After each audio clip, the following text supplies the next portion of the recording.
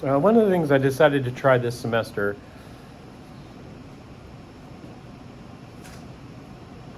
is this Pearson thing, this AI assistant.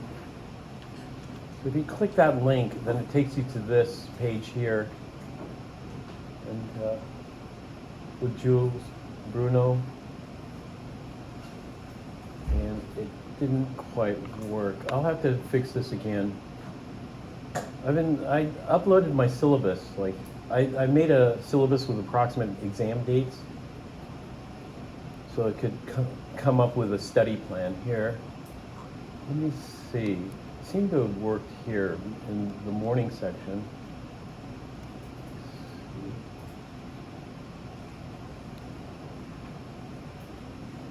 But I kept uploading my syllabus, and it wouldn't save it. It's weird. And then a student, oh, no wonder, maybe I'm not signed in. That's it. It didn't sign me out. Let me try to sign in.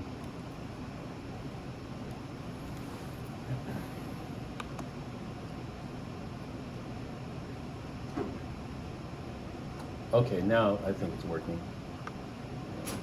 So let me make sure it's working in the afternoon section, 12:44.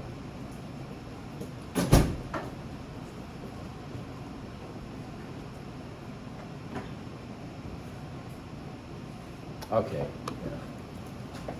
Although somebody told me there's an error in the answers in one of these already. It has to do with this thing called ethylene diamine, which we're going to talk about today, but we'll look at it later. I haven't looked at all the problems myself, just assuming they have the correct answer.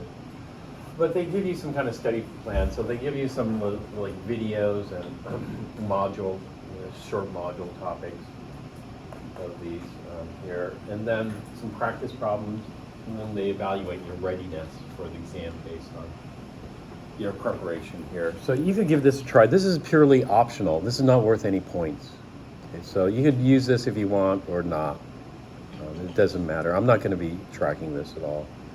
But I threw in a tentative exam date, let's say next week on Wednesday, for chapters 24.1 and 24.3, which we're going to get into today. But it's just to keep you on track. And then chapter 16, this may not be the actual exam date, but I threw in some dates there so to spread things out. So we'll have, after chapter 24, we jumped back to 16, 17, 18, 19, then 13, 15 here. And so I looked at some of these. I looked at some of the videos, and so it looked pretty useful, maybe. We'll see what you think. Okay. All right, so that's one thing that's different this semester than last semester. I'm going to take advantage of these AI modules that they have here.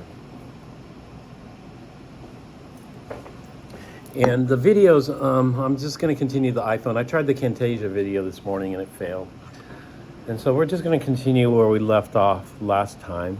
Let's see.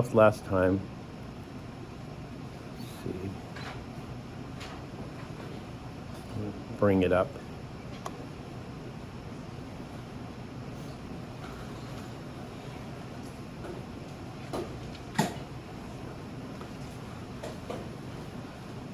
I guess I didn't save that PowerPoint. So I think I wrote it on the board mainly. All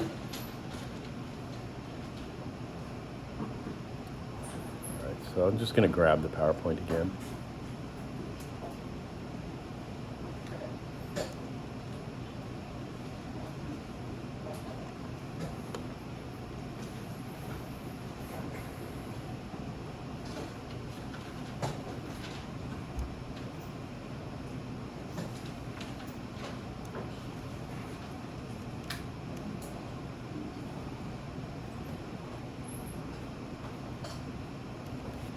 You know, I realized I didn't look at a couple of reactions, the potential reactions that would occur here. So let's say I'm given some kind of reactant mixture. It could be anything.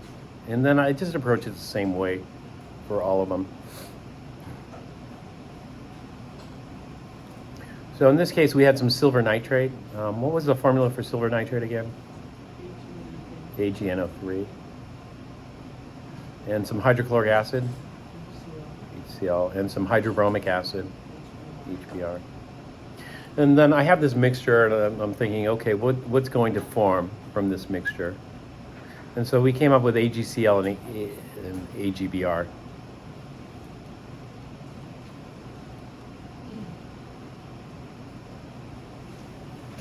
And then I threw in some ammonia into this mixture. Is that correct? Yeah. If I throw in some ammonia into this mixture, then some additional reactions could occur. But you know, the main ones that I missed were this. This is a weak base. And these are strong acids here. And so the ammonia and the HCl are going to react. And so I should form some ammonium chloride from reaction with HCl, and I should form some ammonium bromide from the reaction of ammonia with HBr. And so these two species, plus etc. Well, the point of this is not being able to to figure out every single product. At this point, later on, yeah, we want to figure out every single product that we can think of, you know, and potentially there might be others, but at least for the ones that we can think of. We get a good idea. And so when I analyze this, I'll just go through, you know, in no particular order. Usually I start off with metathesis first, especially if we have ions present. I do metathesis because that's one of the easier ones. And then I maybe look at acid-base or redox. Acid-base, yeah, in this case, this is a weak base, this is strong acid.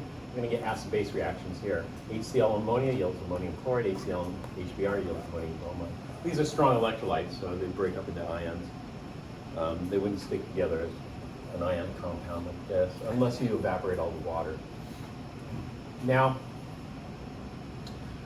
that's one type of acid base. We have another type of acid base, and that other type of acid base reaction is called what? So this is called a Bronsted. Bronsted proton donor, proton acceptor. Acid proton donor, base proton acceptor. What's the other type of Lewis? I gave away the answer there, but what's the other type? Lewis. Lewis is like the entire universe of acids and bases. Bronsted is like one galaxy in the universe. You know? And Bronsted is kind of nice. Lewis is a bit more complicated, more difficult to deal with. So what we're going to do is we're going to focus right now on Lewis and oxidation reduction, redox reaction. So did we analyze this for redox yet? I have a question. So you're saying that all acids are Lewis acids and bases, but only Bronsted? Wait. So Bronsted acids and bases are Lewis acids and bases, but not all Lewis and acids are Bronsted acids. Yeah.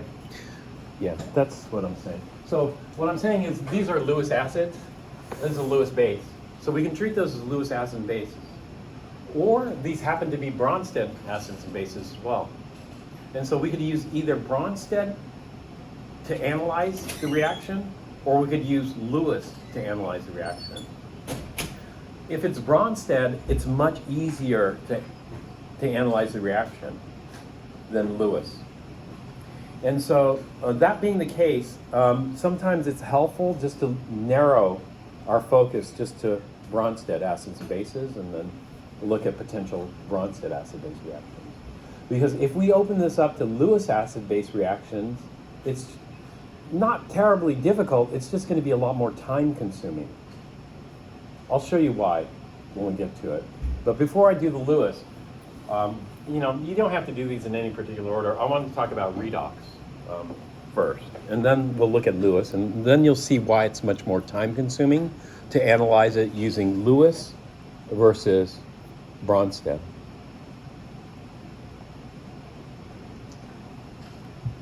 But we'll look at both Bronsted and Lewis. So this is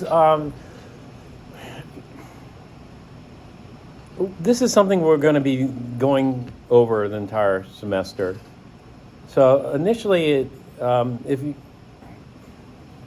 it seems like a lot of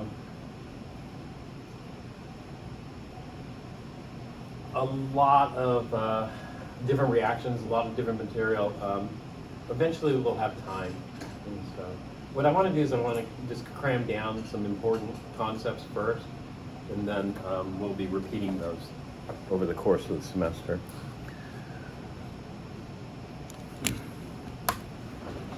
So what we did was metathesis. Metathesis is just ion combinations. There are different ways you could have analyzed this. You could have done AB plus CD, HCl, or AB plus CD, HBr, or this CD plus this, which we would probably call EF, and that yields no reaction. So HCl, HBr yields no metathesis reaction because the ion combinations would be the same, even if you switched them. And so that just yields these products plus spectators. And then we had the ammonia. The ammonia could act in different ways. We could have this Bronsted, and we could have a Lewis. I did the Lewis, and you might go, okay, where did that come from? Well, as far as Lewis goes, silver, this is a Lewis acid, and ammonia is a Lewis base. And it turns out that we could have two ammonias for every silver, and we form this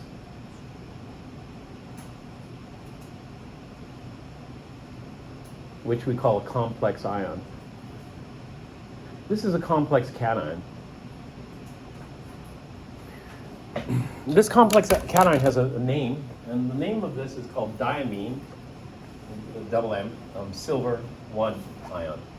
And we're going to learn how to name these things because we form a lot of these complexes in Lewis acid-base reactions. So in order to discuss these Lewis acid-base reactions, we'll have to know how to name these types of species. And we'll have to understand the reaction itself a little bit more. Lewis. Silver is a Lewis acid. However, ammonia is both a Bronsted base and a Lewis base. Since silver is not a Bronsted acid, we can't use Bronsted acid base analysis here. We have to use, let's see, I have a bad connector here. We have to use Lewis acid base analysis for this. But in certain ways they're very similar, and I'll talk about that later. Let's see, this stopped working here.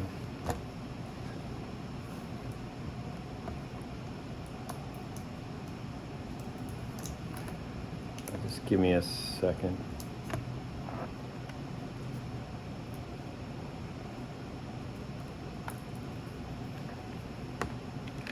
I need to get a new tablet.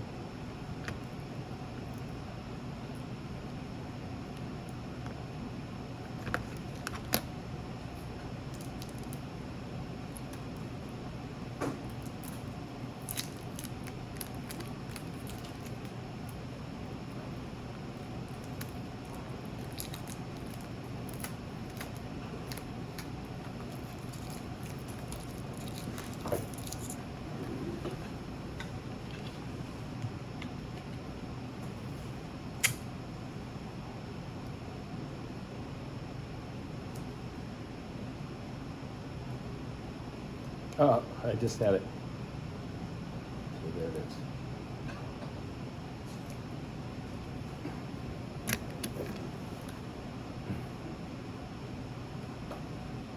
So this is a Bronsted base and a Lewis base. Therefore, for this particular reaction, we'd use Lewis to analyze it. And we're going to analyze, in fact, we're going to analyze this reaction later when I come back to acids bases. And so we'll come back to this shortly. What we're going to do right now is we're just going to look at redox, or oxidation reduction. And so what I would do is myself, I'd look at these species. So what species do I have? This is silver nitrate aqueous. Nitrate salts are all soluble. Soluble salts are strong electrolytes. Strong electrolytes ionize or dissociate completely. So I'd have silver ions, nitrate ions. HCl is strong acids. Strong acids are strong electrolytes, which dissociate completely. H plus and Cl minus. HBr, same thing. H plus, Br minus. And then we have one more species in here. The other species this is aqueous. So we have plenty of what present? I'm sorry? Plenty of water. Okay, and so H2O would be the other species present here.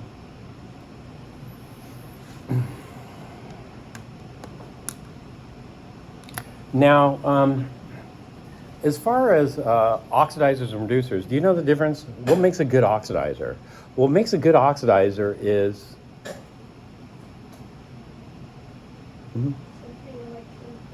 something electron poor. Oxidizers want to take electrons. So electron poor means more positive charge or something that, it might not even have positive charge like oxygen. O2 gas is a good oxidizer because it wants electrons to form oxide. Yeah, actually, good point.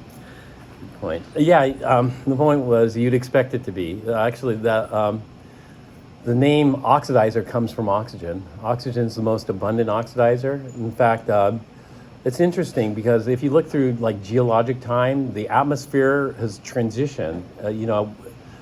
Long time ago, the atmosphere was a reducing atmosphere, and so there wasn't much iron. There was iron deposits, and those iron deposits weren't all rusted. And then the atmosphere changed to a more oxidizing atmosphere, when the plants came in, because the plants will generate the oxygen, and then the atmosphere became quite oxidizing. So when you look at all the layers, then you'll see rust, pure, that kind of stuff. So what we're doing is we're looking at it. And so essentially electron poor means more positive. In this case, silver ion. Would you predict silver ion should be more of an oxidizer or more of a reducer? What would you think? Silver ion.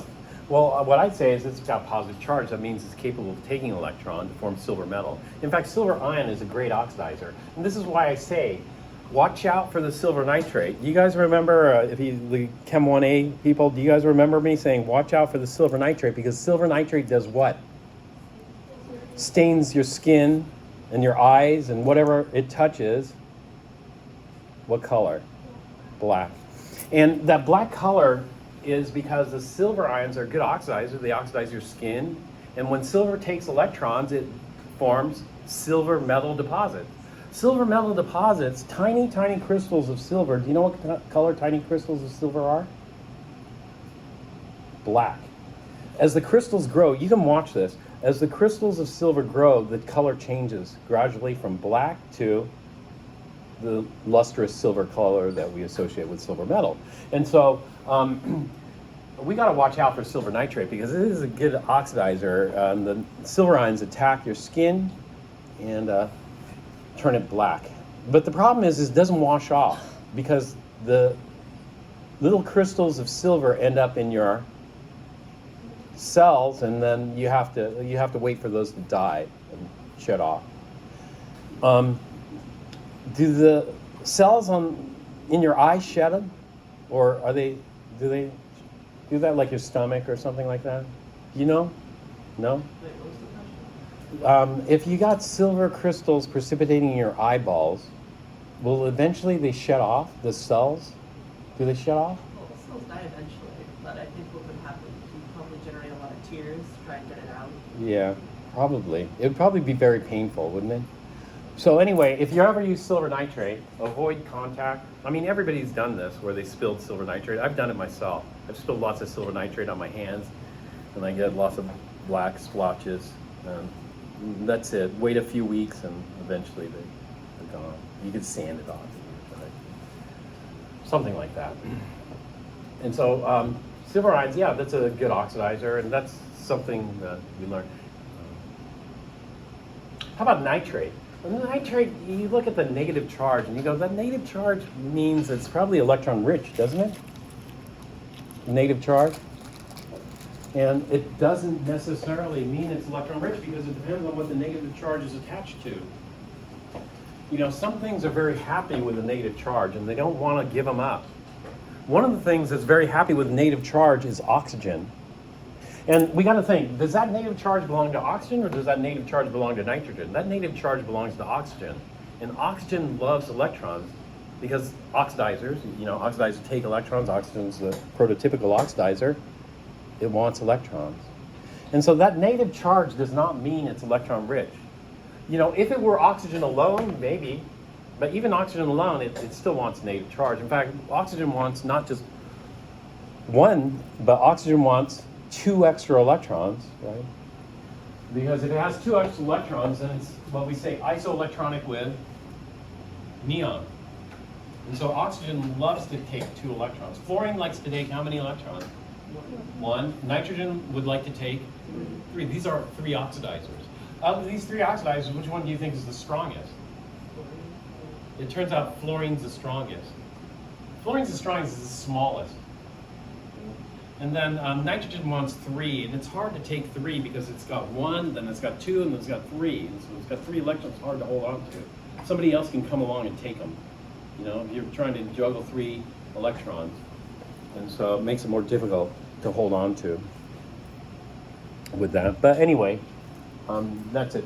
So silver is interesting. Silver is quite small, and it's got a positive charge. Typically, you know, we want things with what we call high charge density. You know, the higher the charge density, the more reactive. And so if you have a positive charge on a big ion versus a positive charge on a small ion, which one will be more reactive? A positive charge on a big ion or a positive charge on a small one? A positive charge on a small one, even though they might be equal in charge, you know, it's more concentrated. The more concentrated, the more reactive it is. And so silver, that's just one way of thinking about it. But something like nitrate, what we have to do in terms of redox is we should do what? We shouldn't look at the net charge. We should look at another charge. Do you know what that other charge is? It's not the net charge.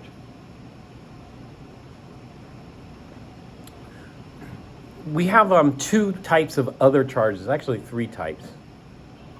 One type of other charge is called formal charge. We're not going to look at formal charge in redox chemistry.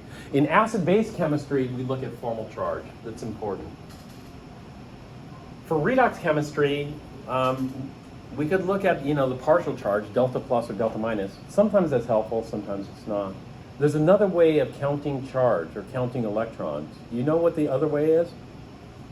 It's not formal charge. It's the opposite of formal charge, kind of. It's called? Yeah, oxidation state. So for something like this, the oxidation state or the oxidation number is simple. It's +1. You know, we have a plus charge in silver. However, it's not so simple here. And so what we want to know is, I was asking you where that negative charge belongs to, and how do I know that? And we could look at it based on structure. We could look at it based on other things. But the first thing we do is we look at the oxidation state. And so let's take a look at the oxidation state. It's here. Nitrogen versus oxygen. Which one do we do first? Oxygen. Oxygen is more electronegative. So oxygen is going to get its preferred charge. What's the preferred charge on oxygen? -2.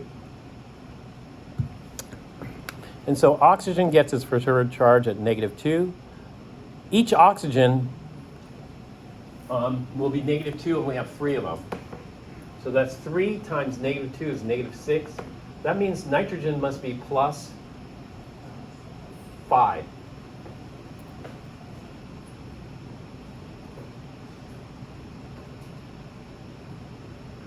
A +5 on nitrogen is very interesting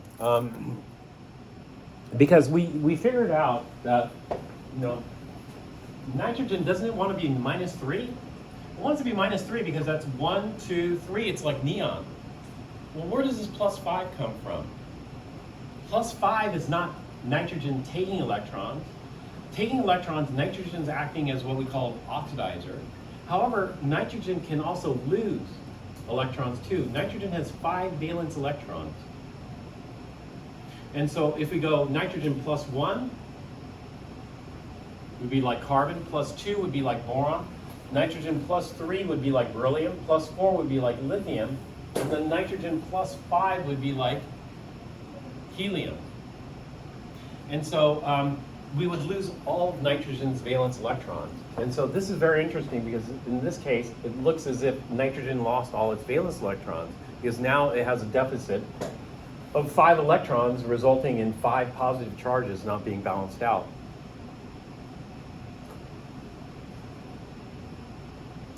Could we go further than that?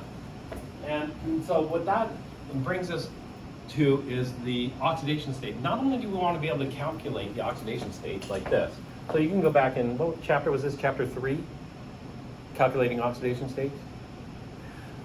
Not only do we want, but we want to make some sense out of the oxidation numbers that we generate. And so one way of making sense out of the oxidation numbers that we generate is figuring out the oxidation state range.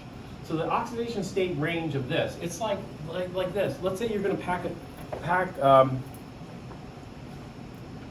for a winter trip to Siberia. If you're going to pack for a winter trip to Siberia, are you going to use the average temperature? No, you'd want to know the extremes. You know, what's the coldest temperature it gets? What's the hottest temperature it gets? You want to know the range of temperatures, right? So we don't just want to know the oxidation state. We want to know what is the range of oxidation states for nitrogen. So what is the range of oxidation states for nitrogen? Yeah, -3 to +5. And how did you get that range? It's like closest to the normal gas. Yeah, so -3 would be, okay, if we add 3 electrons to nitrogen, then we complete its octet and we fill the second shell, right? So we expect -3, yeah, that's fine. -3, that forms a nitride ion. Why not -4? If we go -4, we would jump from neon to sodium. What's the problem? Why can't we go nitrogen -4? Have to expand the octet. Well, we don't have to expand the well, in a way we do expand the octet, in another way we don't. What we have to do is we have to go from the second shell to the third shell, and that's going to be a big jump in energy. And so what's going to happen is in the third shell, the electron's going to be much farther out, and we're going to have much higher energy. So that's not going to be favorable. So filling the octet, no problem. Filling the shell, no problem. But jumping up to the next shell, that's a problem. And that's going to be unstable. So we don't expect -4 for nitrogen. We would expect -1, -2, -3, no problem. For nitrogen, we could expect +1, +2, +3, +4, all the way to +5. But we wouldn't expect +6 or +7. Why? Stop to go outside of its Chitlin shell. I'm sorry? So you go like outside of its regular shell. But if you go to like +6 or something, it would be in this like big shell. Yeah, what do we call the main shell? Actually, this is from earlier. Let me save this as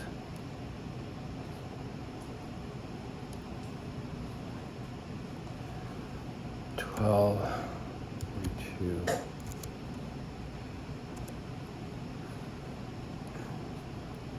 Let me erase this. I was doing different examples this morning. So we're looking at nitrogen.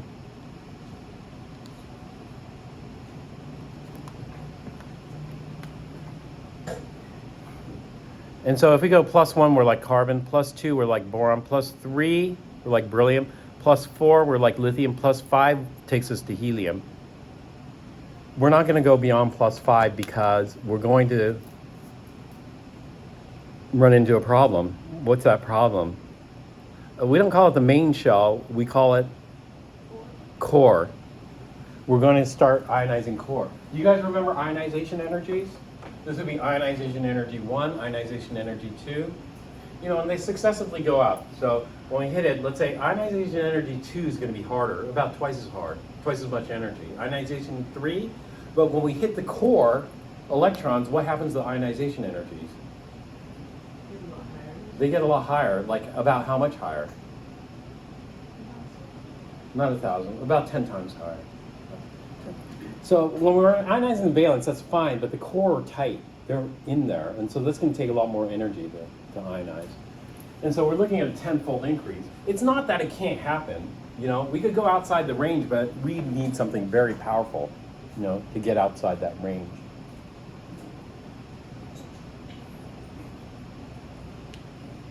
And so it's unlikely to happen in chemical reaction. And so we come up with a range of oxidation states for nitrogen between, I'll just do it up here. I'm going to save as.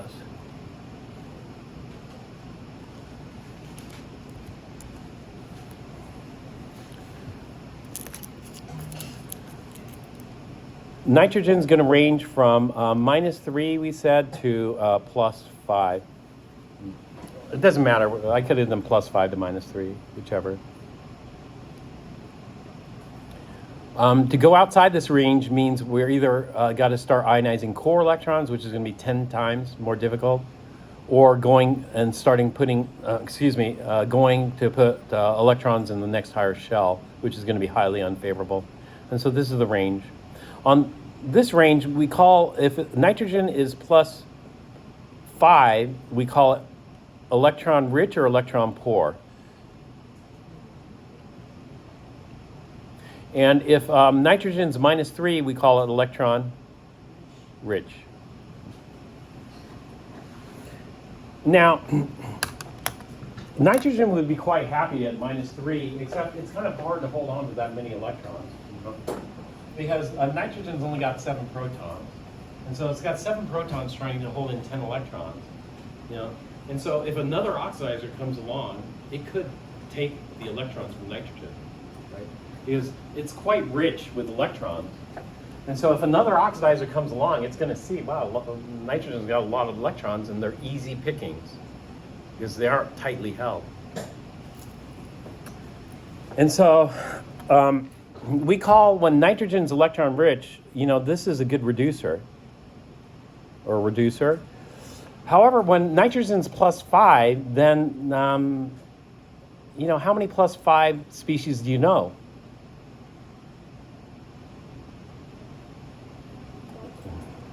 None, really. This is going to be quite electron poor, so it's going to be an oxidizer.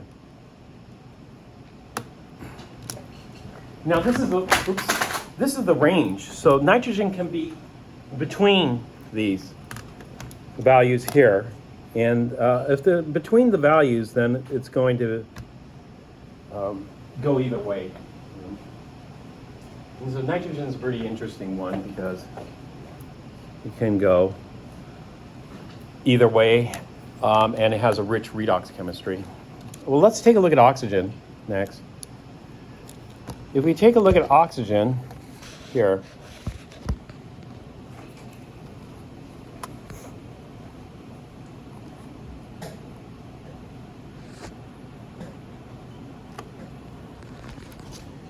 all right, tell me the range, oxidation state range for oxygen. Oxygen is going to vary from what?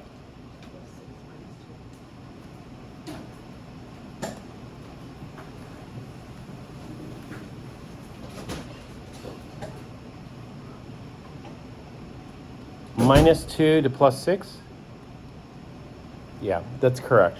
Does everybody see how to get that?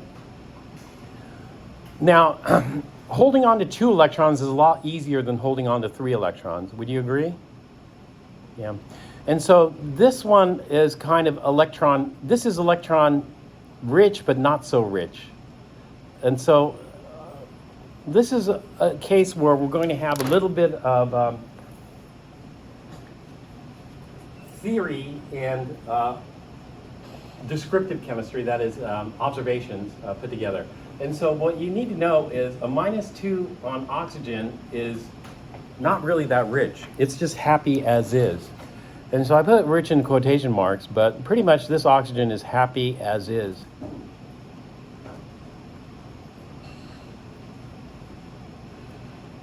So if I saw something like water, water has oxygen in the -2. Actually, we do hydrogen first for water. Hydrogen's +1, oxygen's -2. Does water seem like a very good or very reactive chemical? No, water is very stable. And so when I say happy as is, I'm comparing this to things like water. You know, it's kind of stable. And so here I'm using a combination. Whereas if I see something like ammonia, do you think ammonia is a bit more reactive than water or about the same? You know, ammonia is very stable. No, when I look at ammonia, well, hydrogen's +1 and nitrogen is -3. So when I see something like ammonia, I think, wow, that's pretty electron rich, whereas water is stable. Now, things that are electron rich are fuels. Let me give you some examples of fuels that we can look at. And that would be for carbon. Tell me the oxidation state range for carbon. Yeah, so carbon would be a +4 or -4. So -4 to +4. Here. I probably should write it the other way. It doesn't really matter. +4 to -4 is fine. And so this is electron rich. This is electron poor. So let's go to one of the richest species I can think of. One of the richest species I can think of is this. CH4 is called what? Methane. That's good. Or natural gas. Have you heard of LNG? Liquefied natural gas. Natural gas is an excellent fuel. But the problem with it is it doesn't have much energy density. Gases are mostly empty space. But if you can liquefy it, then you can pack more kilojoules in there. And so liquefied natural gas will have higher energy density. There are some natural gas vehicles driving around, but you know, they have very short range. And so I was looking at natural gas vehicles because they burn a lot cleaner than gasoline vehicles. But a lot of these people who have natural gas vehicles, they worry about running out of gas before they get to the next fueling station. And so that's a huge concern because the range is kind of short. But anyway, there's a big, like I grew up in Santa Barbara, and you know, the environmental movement is very strong in Santa Barbara. And so the Santa Barbara has a lot of natural gas. The natural gas is just bubbling into the air, into the atmosphere. And they just want it to bubble out into the atmosphere but nowadays they don't, because natural gas, methane is a greenhouse gas, you know. It's a worse greenhouse gas than CO2.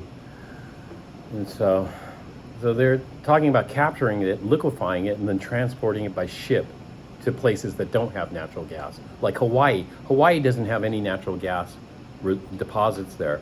And so all the natural gas they use in Hawaii, they have to make, you know, from crude oil. But anyway, getting back to this is extremely rich. What's the oxidation state? Well, first we do hydrogen. The oxidation state on hydrogen is +1. And then we do carbon. And so the oxidation state on carbon will be -4. So that's as rich as you can get. You can't get to -5. Why can't you get to -5? Because it would have to go into the next shell, the third shell. It's not going to happen. Too unstable. And so -4 is it. This is kind of maxed out. And so what we can do is we can get an oxidizer. And the oxidizer doesn't have to be oxygen. You know, there are other oxidizers around. But since oxygen is the most common and it's cheap, It's cheap because you can just use air. Air is 20% oxygen. We'll just go ahead and burn it. When we burn methane, we can form different products. One of the products that we can get by burning methane is soot. Soot just consists of carbon particles. And these carbon particles, what's the oxidation state of carbon in soot? Ashley? 0? Yeah, that's right. It's 0. This is called incomplete oxidation. We partially oxidize the carbon, and that is we partially remove the electron. So what we can do is soot is still combustible, and we can burn the soot. This is what some people do. So, at some restaurants, the pots, they get that black charcoal coating on there, and it's so hard to get rid of. And you know what they do to get rid of it? This is probably not eco-friendly. One thing they could do is try to scrape it off, right? With wire brushes and whatnot. But what they do is they just throw it on the stovetop and burn it off. It's slow, it doesn't burn so quickly, but you can burn it off. But when we burn it off, we don't want to form this. What's this called? Carbon monoxide. We don't want to form that because it's so toxic. And when we do oxidation state for carbon monoxide, which one do we do first? Carbon or oxygen? Oxygen. You do the more electronegative one. And so if it's group 1, you do that first. Group 1 and group 2, group 1 is +1, group 2 is +2 always. So those go first. If it's neither of those, then you do the more electronegative one, and oxygen gets its preferred charge, which is -2. And that leaves carbon at what? +2. So these can go either way. Methane can only go one way, but carbon and carbon monoxide can either go this way or that way. It can gain electrons or it can lose electrons. So we're just going to continue to lose electrons here. So we get carbon monoxide. But fortunately for carbon monoxide, we can burn it further, and we end up with carbon dioxide. In carbon dioxide, oxygen is -2. We do oxygen first, and that leaves carbon at plus what? +4.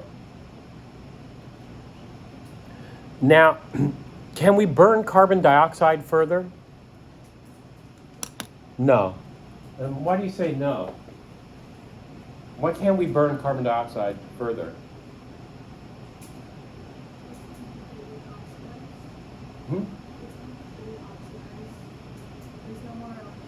Yeah, there are no more valence electrons to oxidize. We'd have to break into the core electrons, and oxygen isn't going to do it. Oxygen's not powerful enough.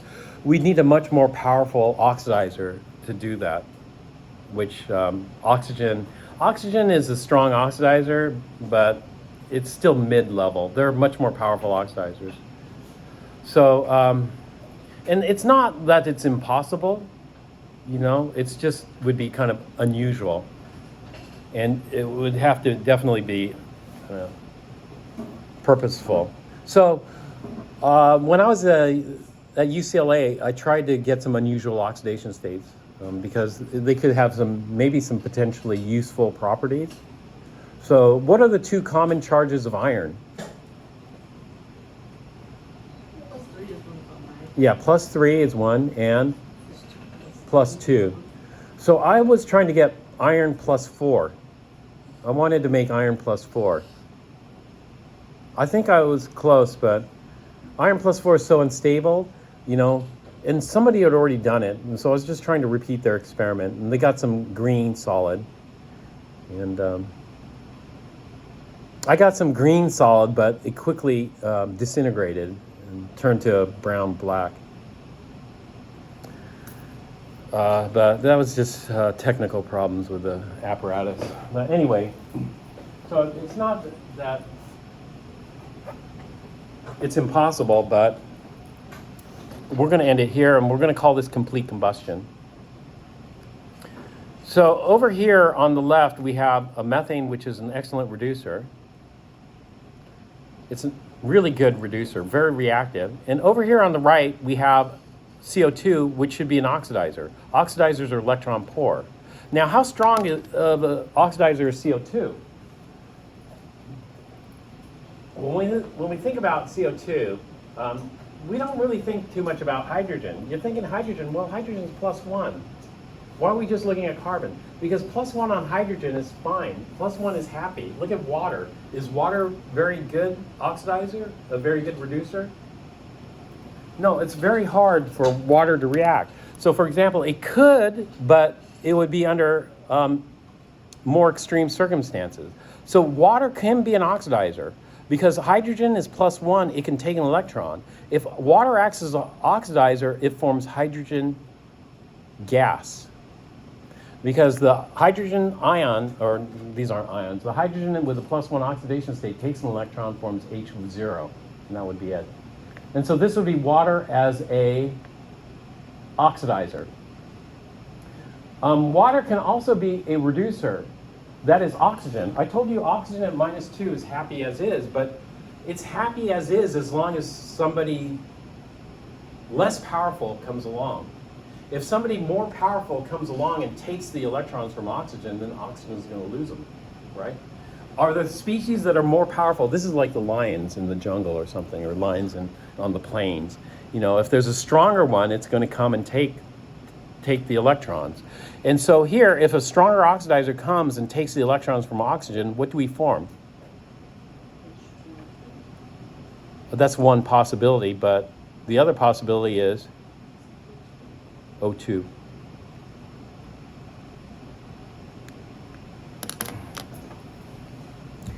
And so we'd have to look at it. You know, water, yeah, water can be thought of as electron poor, electron rich relative to something else. But basically, it's electron happy. It's fairly stable as is. And so this is why I completely ignored the hydrogen here. And this is why I'm going to completely ignore the oxygen here, and I'm going to focus on the carbon. The carbon is electron poor, right? Now, how poor is carbon?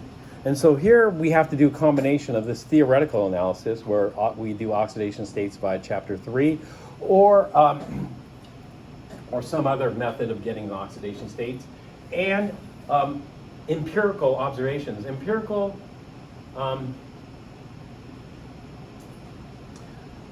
in other words, just observations. In other words, just factual knowledge. And so one thing you know is this. Is CO2 as powerful an oxidizer as O2? Oxygen, no. And so how strong is CO2? Well, CO2 they use in fire extinguishers, so it must not be very strong. They use in fire extinguishers for wood fires, paper fires, that kind of stuff. But they wouldn't use CO2 in metal fires, because metals are electron rich. And so you don't need a very powerful oxidizer. And so in a metal fire, let's say you had magnesium burning. If you have magnesium burning, do not use a CO2, because that would be like fanning the flames. You're just adding more oxidizer. In fact, magnesium fires don't even need oxygen. You could catch magnesium on fire just using CO2. So, but for wood and paper fires, it's no problem. We could use CO2 to extinguish them. And so it's a fairly weak oxidizer. And so in this case, it's not symmetric. Methane is a much, much more powerful reducer than CO2 as an oxidizer. But that's the case. So that's where we'll need some empirical knowledge. Empirical just means from observations. And from observations, it could be from somebody telling you, or it could be from doing experiments, or it could be from visually seeing things. But what we want to do is we want to get a sense of what these numbers represent. And so this is one way of getting a sense of what these numbers represent. And so as far as that goes, we'll just leave it like this. And so this is one of the things we do. So now when we go back to nitrate, let's go back to nitrate.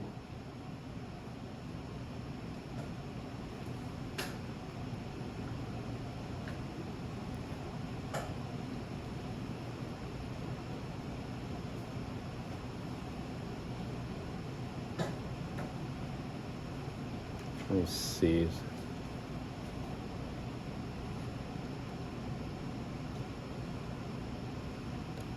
I think this one. Is this the one I was just working on?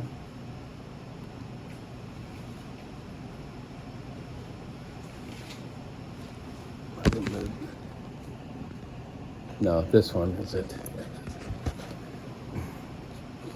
Let me save this as before I forget.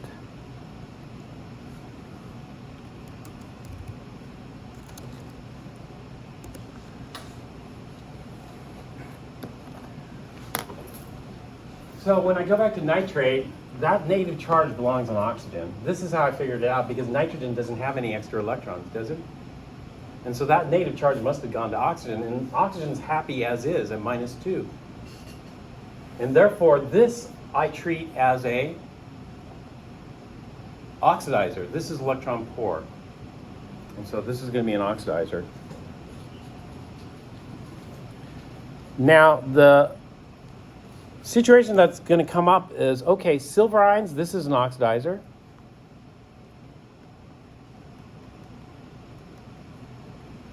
Nitrate is an oxidizer. Now, which one is the stronger oxidizer? Which one is the stronger oxidizer? There are two ways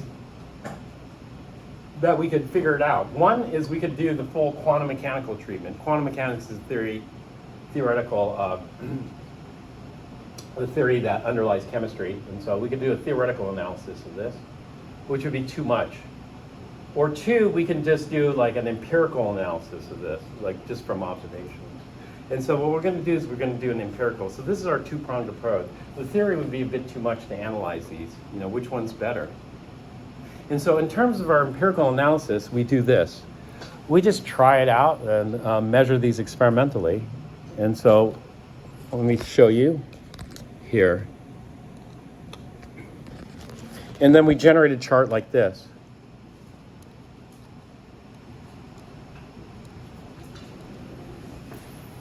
This is taken from the book. This is actually from chapter 20, I think, of our book, 21 of the previous edition.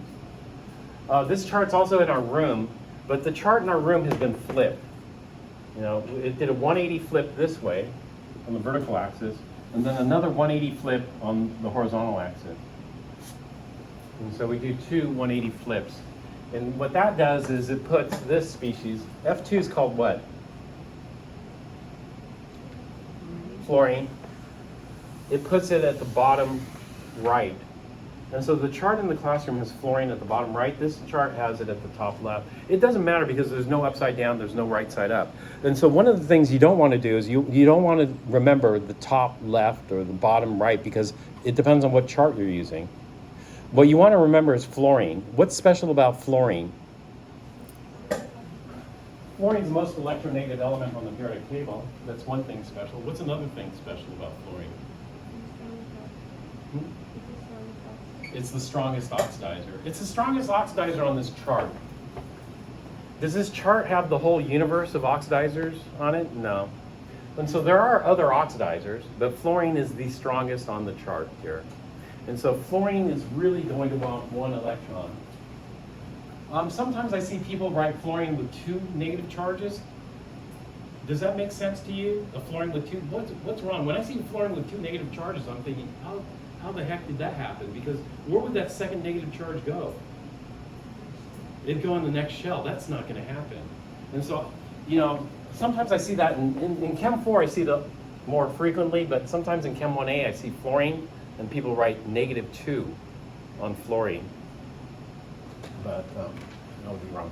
So here, what I do is I memorize fluorine. That way it doesn't matter if this is right side up or upside down. Out in the space, you know, what is right side up and upside down? There is no such thing. So, you know, this table can rotate whatever way it wants. And you just recognize you need a reference point, and that reference point is fluorine here. So fluorine's the strongest oxidizer on this chart, and then we just go down. This is all empirical based on experimental observations.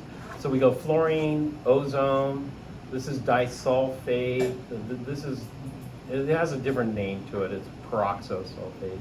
This is hydrogen peroxide, permanganate, lead-4 oxide, and then we have chlorine. What's this called? Cr2O7 2-. dichromate. MnO2 is manganese 4 oxide, or this is also called desert varnish. Forms those nice black coating on sandstone walls. This is an oxidizer too. And then we have oxygen. Oxygen's not the most powerful, but it's pretty strong. The thing with oxygen is we'd like to form oxide. However, oxide's kind of unstable. So rather than forming oxide, we'd like to form something more stable. And that's something that's more stable is water. So rather than oxygen gaining 2 electrons to form oxide, we have oxygen gaining 2 electrons and then 2 H pluses to form H2O. Does that make sense? And that helps things. And we see that here. What happened to the oxygens here? Well, we have 2 oxygens. Where do those 2 oxygens go? Well, those 2 oxygens didn't go to 2 oxides. Those 2 oxygens combined with electrons to form oxides and H plus to form water. And so this is one of the patterns in here. And you can see that here. We need the H plus in there. Otherwise, we're not going to form something as stable. And then we go down the list. You should read this list once in a while.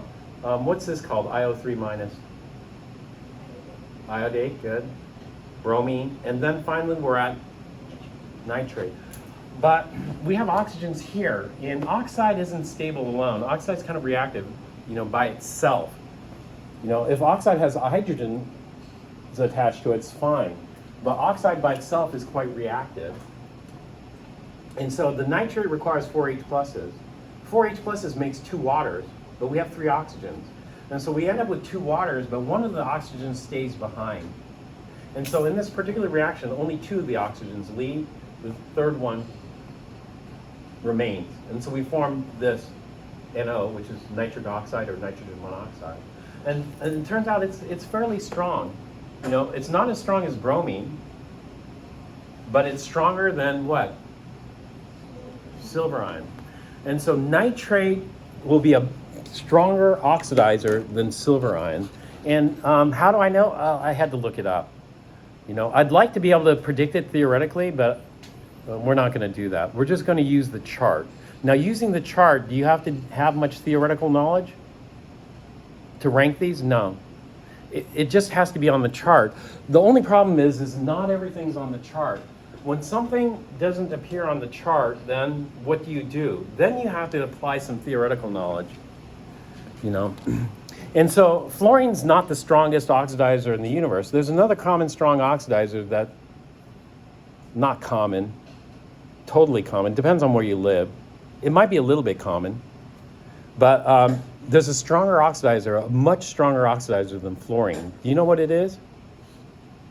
Can you name one oxidizer stronger than fluorine?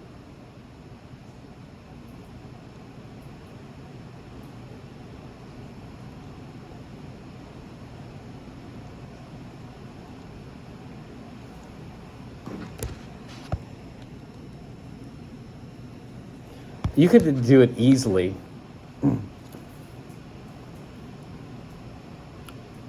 You want the easy one? This is super easy. What's the oxidation state of fluorine in F2? 0. So when we look at F2, the oxidation state is 0. What if we break this bond and then take one of the fluorines and strip it of its electrons? So we have fluorine plus. This is going to be a reactive species, fluorine plus. It's so reactive, we don't see it much. But let's say we form fluorine with a plus. Is that going to be a stronger oxidizer than fluorine with a 0?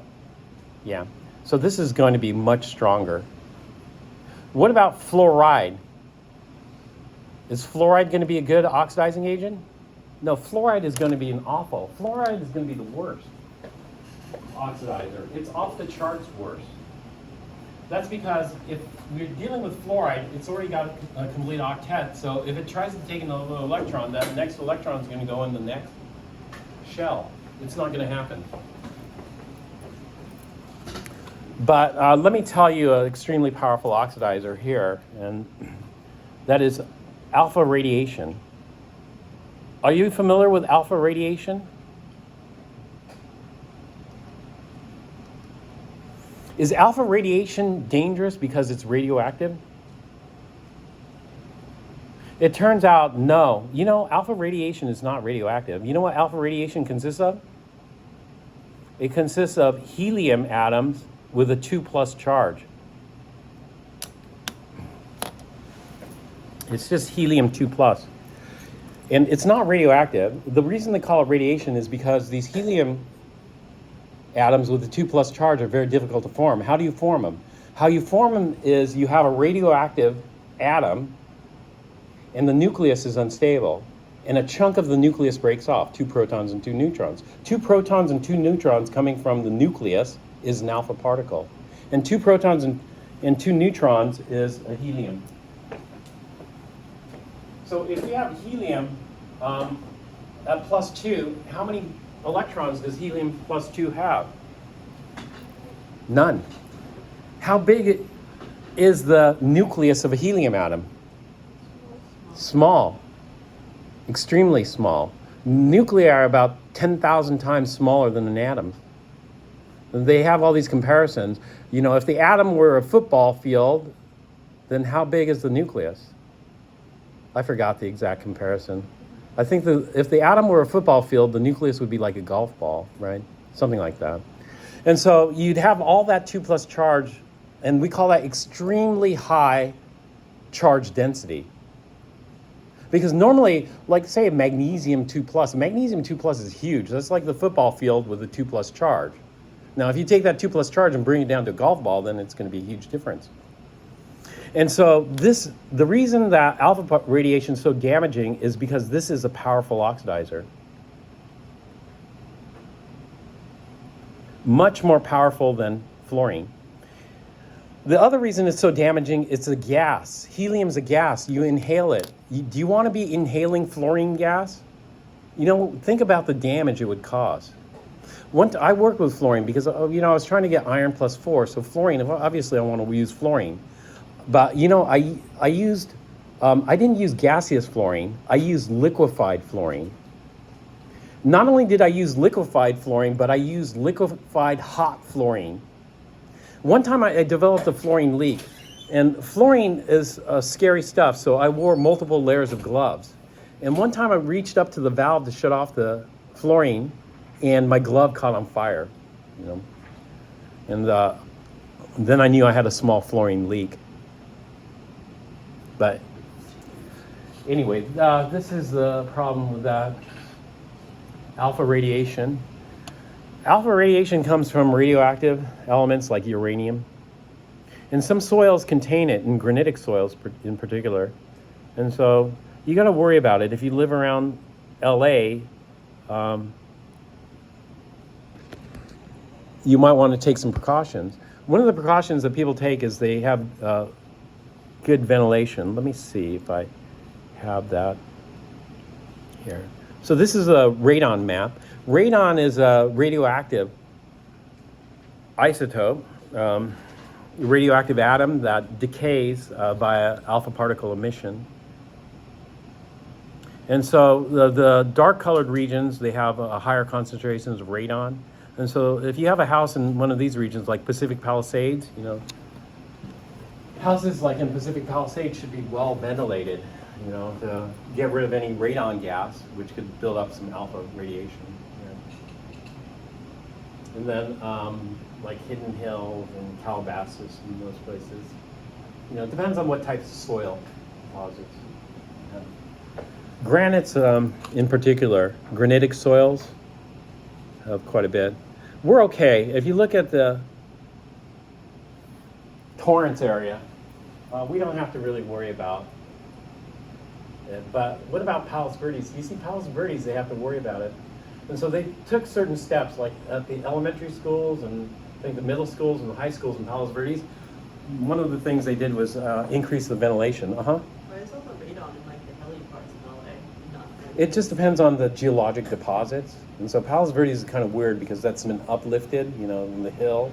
And it's probably down low, you know, under other parts of LA. It depends on just the deposits that form there. And the mountains, you know, the mountain areas get uplifted here. And then there could be some erosion deposition processes here in Pacific Palisades because this is kind of weird. Why is it so high here? in this region. But if you live in this region, then you want to get rid of any radon. Radon's a gas too. Radon's a Nobel gas. But not all Nobel, chemically radon is very inert. Like the other Nobel gases is fairly inert. However, the problem is nuclear chem. So, if radon, if I'm only worried about the chemical properties of radon, no big deal. It's like the other Nobel gases, unreactive. But it turns out the nucleus is unstable in radon and it spits out alpha particles. And the problem is it's a gas. And so what they do is they just keep this well ventilated. And then there's radon home test kits you can get for radon. I have a little radon detector, that measures radon in case. Radon depends. I lived in different places, so you worry about it. But if you're up in the Sierra, then you'd worry more because there's a lot more granitic soils there. And uranium gets trapped in the crystal structure of granite quite easily. Let's see if this map moves.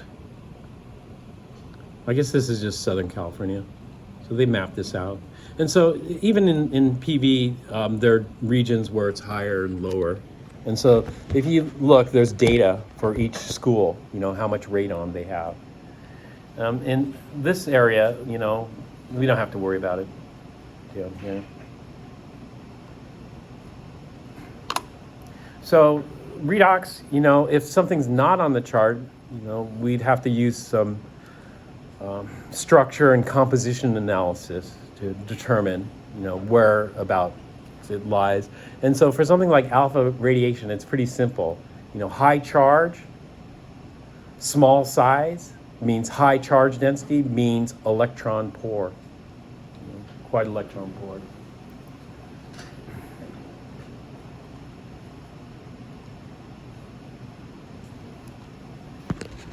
Okay.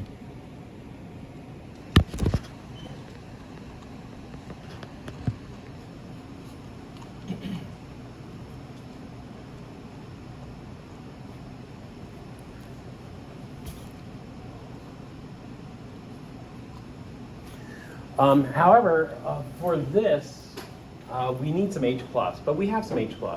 The H+ comes from HCl and the H+ comes from HBr. So we have nitrate and H+. Well, nitrate and H+ is a stronger oxidizer than silver ion. So now we're looking at nitrate and H+ that's an oxidizer. H+ alone is an oxidizer, but it's not going to be as strong. H+ is kind of middle range. Silver's higher, nitrate's higher yet. And so H+ is also an oxidizer.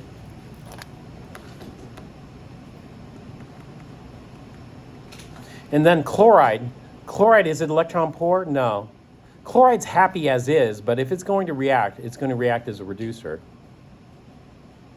It's not a very good reducer, but it'll act as a reducer. Bromide is a reducer. What do you think would be a better reducer, chloride or bromide?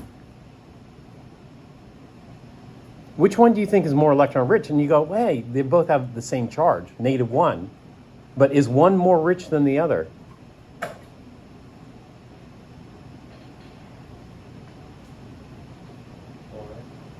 Chloride is a better reducer, more rich. In one respect, you think of it as being more rich. Why? It has the same charge, but it's smaller. Chloride versus bromide, bromide's a lot bigger, right? And so you might think concentrating that electron cloud on chloride might make it richer, but it doesn't. It makes it poorer. And that is, it holds on to it much tighter. Whereas bromide is a lot bigger, it holds on to the electron much more loosely. So if it's holding on to the electron much more loosely, then we call it rich because it can afford to give away its electron. Whereas chloride doesn't want to afford to give away its electron, it wants to hold on to its electron. So bromide is a lot easier to strip the electron off than chloride because it's a lot bigger. It has a lower charge density. So some things we want higher charge density, sometimes we want lower. It depends. So we look at it structurally, but that could be, and then we could look at the chart. When we look at the chart, then we can see where it stands. I'm going to put the chart. I'm going to go back to the chart in a minute.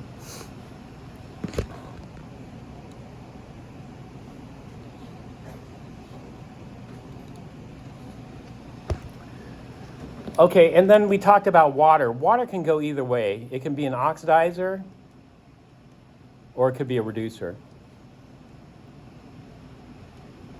Now, one of the things, like empirical knowledge, is this. When we think about reducers, we think about fuels, like methane. Methane is an excellent reducer. It has lots of electrons. It's quite rich. It's a good fuel. And so then we think, okay, fuels we should be able to burn. And so we think, how easy is it to burn water? Is it easy to burn water or difficult? Because if we could burn water, then we'd strip the electrons off oxygen and we should form what? Oxygen gas. So if we could burn water, well, water's not going to burn in oxygen, but we have more powerful things than oxygen to react with. But we should form. But is it hard to burn? Yes, it's hard to burn. How about chloride? Is chloride hard to burn? Have you ever tried to burn table salt? I've tried to burn it. It doesn't burn. It's really hard to burn in air. You know? It's hard to burn. Bromide might be a little easier to burn than that. What about graphite? Graphite's hard to burn. Graphite's hard to burn just because of its structure. You know, it's hard to break apart the sheets of graphite. The formal charge is 0? The formal charge, you can burn graphite. It's just extremely hard to burn.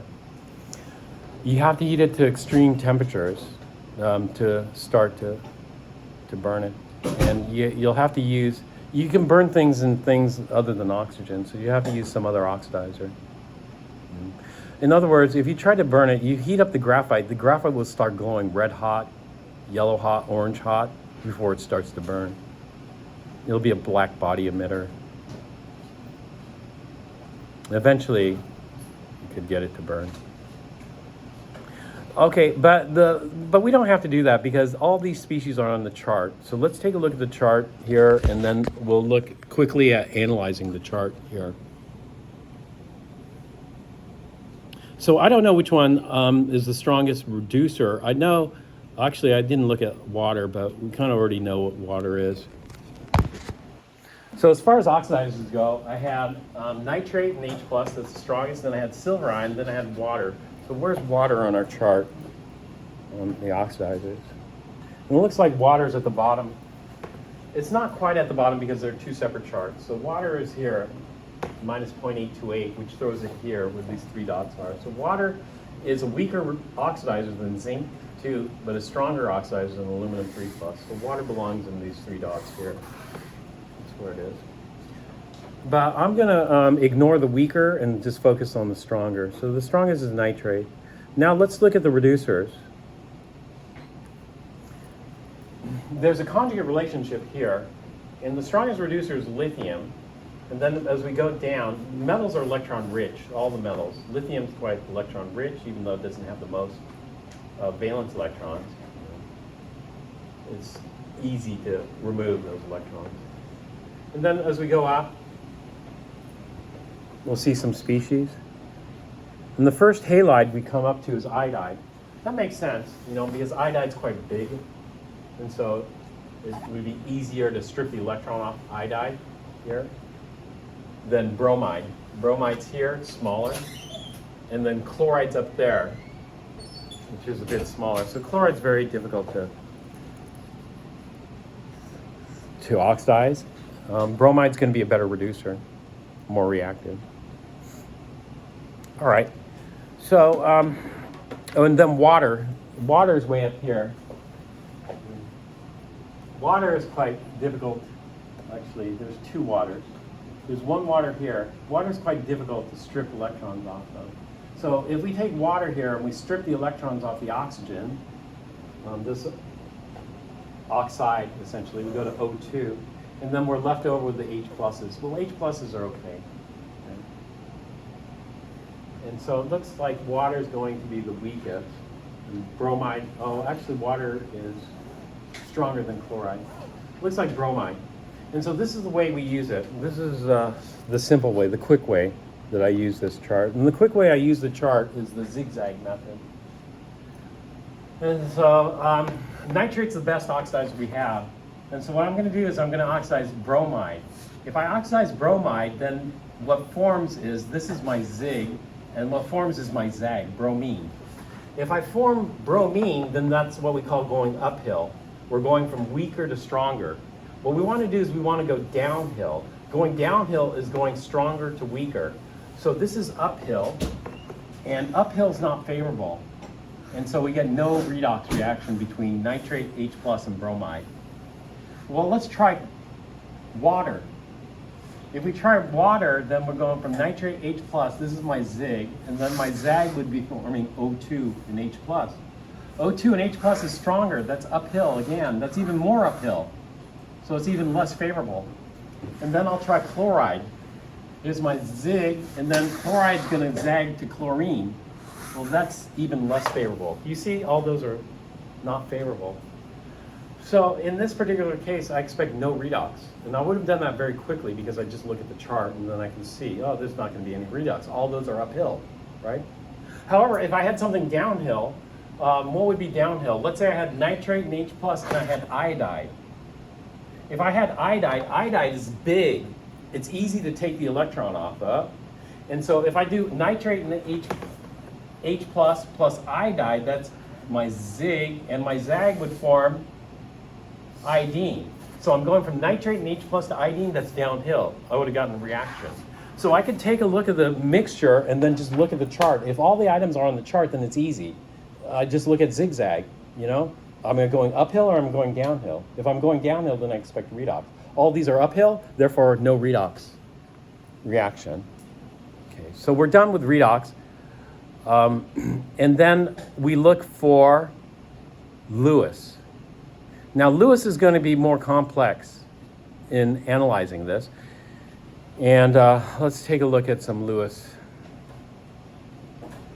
here.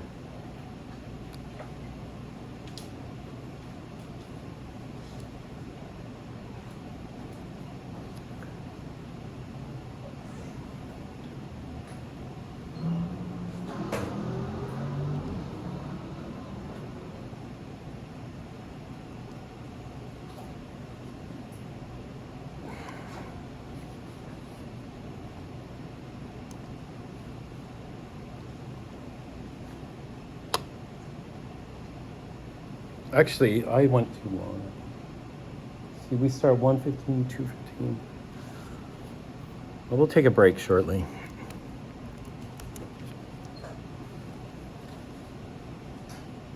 I have some writing on this. Actually, this is redox.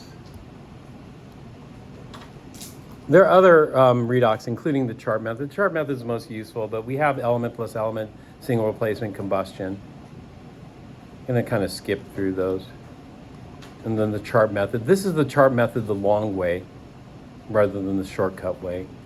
You know, once you learn the long way, then shortcuts are fine. But you should learn the long way because sometimes the shortcut ways, you miss something. Okay, let me go to acid base here.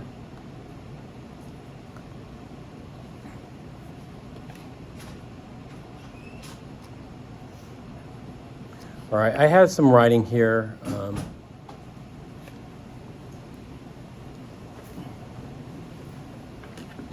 For acid base. Arrhenius, I mean, there are three definitions. Lewis is the entire universe. Arrhenius would be like what would it be? It would be like an asteroid in the universe. Arrhenius is so not very useful for understanding the universe. I mean, just looking at one asteroid, is it? Bronsted would be like a galaxy. You're looking at more, but still not enough. Lewis would be the entire universe. And it's just based on the definition. And so Arrhenius would be the narrowest definition. Bronsted would be a little wider. An acid is proton donor, base is proton acceptor. Lewis is the widest. This would capture all acids and bases. An acid is electron pair acceptor, a base is electron pair donor. So we'll skip Arrhenius. We'll go to Bronsted. This is the method for Bronsted. You can go through that if you wish. And there's some examples of Bronsted acid-base reactions.